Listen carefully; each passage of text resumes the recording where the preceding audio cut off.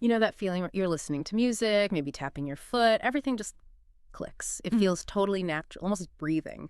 But then try explaining why it feels right or teach it to someone new. Yeah, that's where it gets tricky. Things get murky. We learn about time signatures, 4, 4, and 3, Like 4. it's standard notation. But honestly, they often leave you with more questions, don't they? It's like having a map with just the highways, not the local roads. Indeed. And for centuries, that's been our main tool.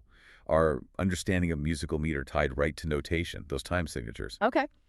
But our source today, Andrea Callahan's Ski Hill Graph Pedagogy Meter Fundamentals, really shows how this created a huge disconnect, a big gap. A disconnect. How so? Well, the system describes the notation, Hmm? the marks on the page, but not really the dynamic, the felt experience of meter. Ah, okay. The feeling versus the symbol. Exactly, which leads to confusion, frustration, honestly, a real gap in music education for generations. Okay, so let's unpack this for you.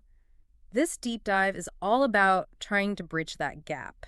Hmm. Our mission today, explore this really ingenious new way to see and understand meter. It's called Ski Hill Graph Pedagogy. It's a fascinating approach. And it promises to unlock deeper musical insights, boost confidence, maybe connect some dots between music and maths you hadn't thought of. Get ready for some ha-ha moments. Absolutely. We're diving into the hidden architecture of rhythm. Let's do it. So, we all learn about time signatures, right? 4, 4, and 3, 4. The basics. We're told how many beats in a measure, what note gets the beat. Sounds simple enough. On the surface, yes. Like 44, okay, 4/4 notes, got it. But then you play, or you really listen, and you feel more, don't you? Your body picks up on other things, little quick taps maybe, or this broader pulse across measures. Exactly. And what's fascinating is that this simple system, 4/4, while useful for writing music down, it often just fails to capture that rich, layered experience of meter, the one listeners actually feel. Right. Callahan calls it a serious perceptual gap. Time signatures are notation. They're not meter itself. Notation, not meter. Okay. They kind of box us into thinking about one beat type, like that quarter note, and ignore all the complex layers of pulses our minds and bodies naturally latch onto. So beginners feel this mismatch. Oh, definitely. Beginners know intuitively something's not quite right with time signatures capturing the feel. And this book explains how Richard Cohn's Ski Hill Graph idea, which Callahan adapted, offers real solutions. It's like learning to drive by just looking at speed signs. Yeah, something like that. Never feeling the road or seeing the actual landscape. That's a bit like just focusing on the time signature. So for you, the learner or the musician, or even just someone who loves listening, what does this mean? It sounds frustrating. It absolutely can be. It leads to frustration, confusion, this feeling that theory doesn't quite, square up with what you hear and feel. Yeah, It creates cognitive load. Your brain's trying to match what you feel with this limited framework. I can see how that would cause anxiety, especially performing. It definitely can, Yeah. because the written music feels different from the embodied experience. The author says, quite strongly, teaching meter signatures means students learn little about their responses and instead are to believe meter signatures are meter. Wow. And she concludes, that is a lie. That's a bold statement. It is, but it resonates, doesn't it? When you Yeah. think about how many people struggle with rhythm, with interpretation. It really does. Okay, so here's where it gets really interesting then. If time signatures are the problem, what's the solution? Well, imagine a tool that can capture that dynamic, layered, felt experience. Okay. That's the Ski Hill Graph. It's a concept Richard L. Cohn introduced to meter theory back in the 90s. Right. And Andrea Callahan then brilliantly transformed it into this practical teaching method, the pedagogy, specifically designed for beginners, Yeah. making it accessible. So what is it? What does a ski hill graph look like? It's basically a two-dimensional matrix. Think of it like a modern dynamic version of older visual aids, like Torquay's 14th century triangle that helped simplify rhythms way back when. A visual chart. Exactly. But dynamic. It gives this accurate, really compact picture of meter.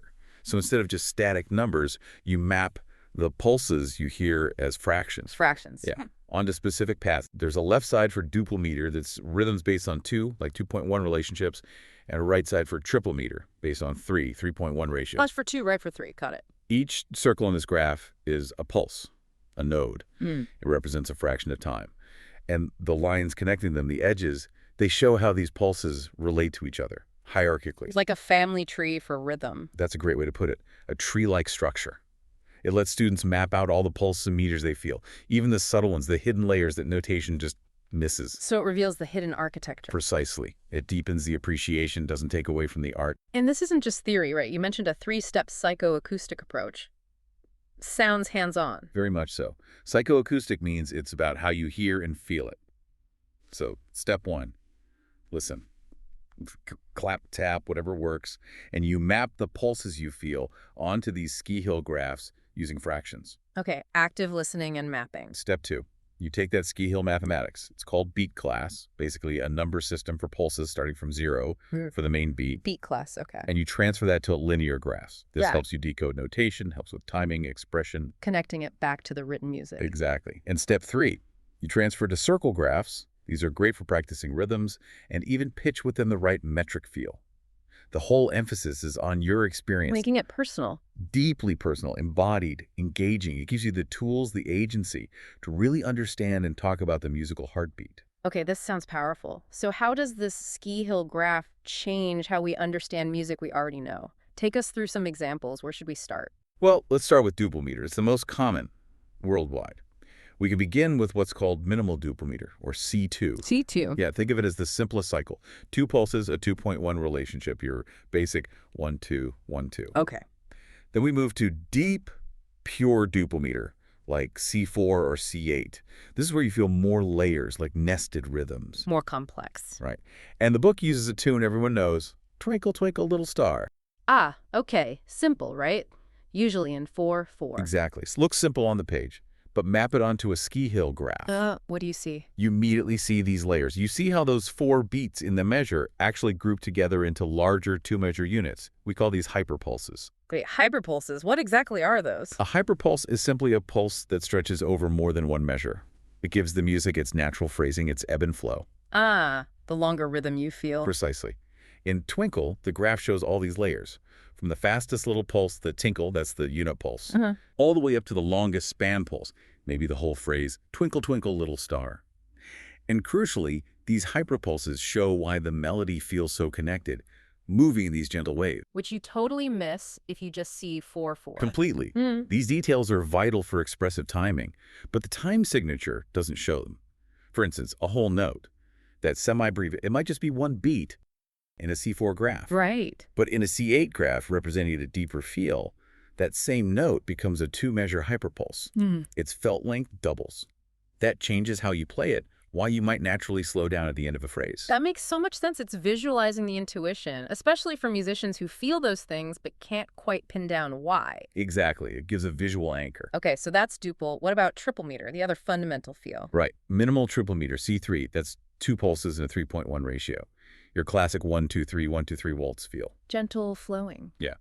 The book uses a piece, Caroline is ringing the bells, to show mapping these layers of 3 for deeper triple, like C9, Happy Birthday. Oh, interesting. Everyone knows that one. And people perform it by ear, right? Yeah. Without notation. Yeah. They naturally feel its meter. Totally. So mapping Happy Birthday with a ski hill graph, you clearly see it's actually a deep mixed meter. It has duple elements too, and importantly, a 2-measure hyperpulse. Yeah. That's what gives it that lift, those pauses. Wow. So the graph shows the mix. Yes. And using those beat class numbers, that zero-based counting system for pulses, you get the mathematical language to describe exactly what you're feeling. Yeah. You're quantifying perception. Quantifying perception. Like Leibniz said, our soul's counting unconsciously. Exactly that idea. It's making the unconscious conscious and giving it mathematical precision. That sounds incredibly useful. But I'm thinking, for someone really used to standard notation, is it hard to make that mental shift? Is there a steep learning curve? That's a fair question, Yeah. but actually the transition tends to be quite natural, even liberating for many. Really? Because it starts with your hearing, your feeling. Not with abstract symbols. The ski hill graph is like a bridge, connecting your intuition to the underlying math. So it validates what you already sense. Precisely. Students often say, ah, that's what I was feeling. It moves from just knowing a time signature says 3/4 to truly understanding the rhythmic heartbeat. The focus is listen first, map, then connect to notation. Okay, so it reduces that cognitive load you mentioned earlier? Significantly, much less trying to force your feeling into a box that doesn't quite fit. Makes sense. Now, music isn't always pure duple or pure triple, is it? Things get mixed up. Absolutely. And that's where things get really interesting, where the ski hill graph truly shines. We have mixed meters, like C6 or C12. C6, C12, so combining twos and threes. Exactly. Experiencing both duple 2.1 and triple 3.1 pulses at the same time. It creates this wonderful push and pull feel. Like a rhythmic tension. You got it. And the source points out how often beginner pieces, even simple ones, marked 3-4, actually have both duple and triple pulses going on. Hidden complexity. Yes.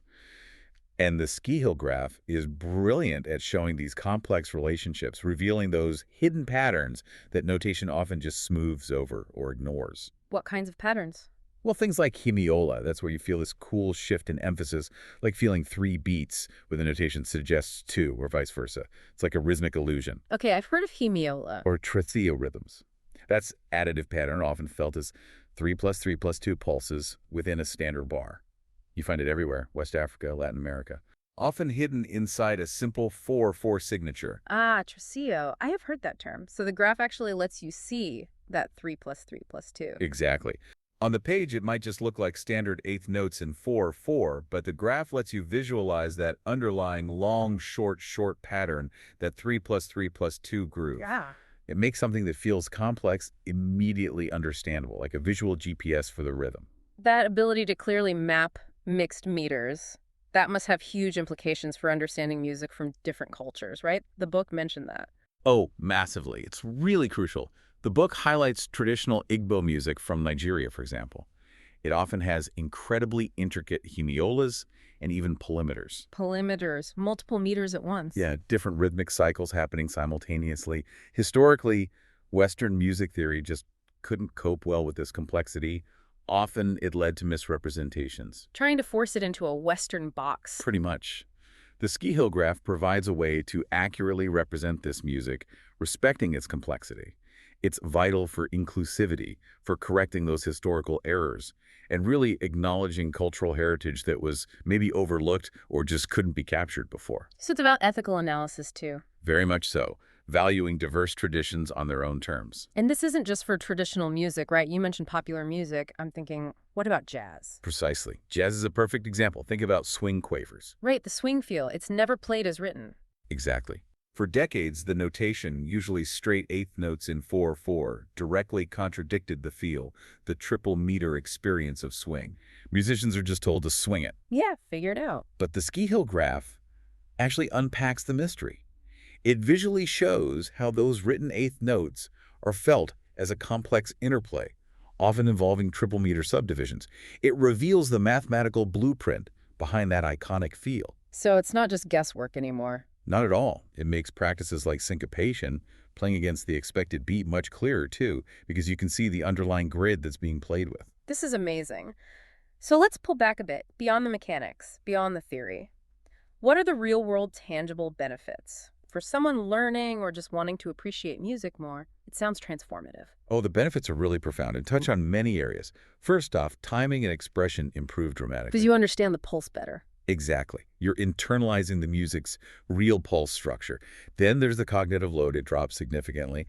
Clarity replaces guesswork. Which leads to more confidence. Immense performance confidence. Yep. No more fumbling, no more second-guessing the rhythm. You see it, you feel it, you know it. That's huge. And it fosters critical thinking, even metacognition, learning about your own learning process. You're actively listening, mapping, justifying your interpretations. So deeper self-knowledge through music. Yes, and a deeper aesthetic appreciation follows naturally.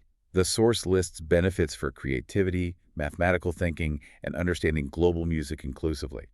It's a very holistic approach. That confidence part really hits home. I remember practicing pieces for ages, thinking I had the rhythm. Then a teacher says, no, you're missing the underlying pulse. I wish I'd had a tool like this back then to actually see what I was only vaguely feeling or guessing at. You mentioned practical tools too, apps. Absolutely. Tools are being developed. The source mentions the stereo metronome Android app, for example, which digitizes these ski hill graphs, and the linear and circle ones too. So you can use this on your phone. Yeah, makes it super accessible, interactive. You can practice independently, see and hear the pulse layers together. It reinforces the learning outside of lessons. That's incredible. It really feels like it democratizes this deeper level of musical understanding. It really does. And it powerfully connects music to other subjects, especially math. It reveals that mutually informing affinity between them. Music and math together. And significantly, it's shown benefits for kids with diverse learning needs, autism, ADD, dyslexia, How does it help there? by improving their internal sense of rhythm, their ability to represent it mentally, and it fosters skills like understanding fractions, even geometry, in this really tangible, engaging musical context. Wow. It really provides this amazing toolkit for a rich, inclusive, ethical music education. It lets every student connect with meter in a way that makes sense to them, based on how we actually process sound. Making theory less abstract, more about perception. Exactly. This deep dive has really opened my eyes. It shows how revolutionary a seemingly simple visual tool can be when it's based on such deep insight. Shifting from just looking at notation passively to actively listening, feeling, and visualizing with math, ski hill graph pedagogy really turns a tough part of music into this empowering journey. It really does. It's about giving you, the listener, the learner, the power, the agency to understand that musical heartbeat in basically any piece of music. It opens up a whole new dimension. And what's truly fascinating is this isn't just another teaching method. It's arguably a paradigm shift for music theory itself. A paradigm shift. Yeah, it fundamentally acknowledges that meter isn't just notes on a page. It's deeply human. It's that mathematical pattern Leibniz talked about that our souls unconsciously solve. Right. The unconscious counting. This approach means music education doesn't have to be stuck with outdated ideas. It can be this amazing bridge between the arts and sciences and truly celebrate the incredible diversity of music around the world, as the source says so perfectly. Yes. Music is theory in action. Music is theory in action. I love that. It's living, breathing. Quantifiable. Right. So we'll leave you with this thought. Next time you put on your favorite song, pop, classical, jazz, whatever it is, really listen. What meters do you truly hear? Not just the time signature, but the layers. What hidden patterns might be unfolding? And maybe, just maybe, what new appreciation could you gain for the music you love, knowing about that intricate, beautiful dance of pulses and ratios happening right there, just waiting for you to discover them?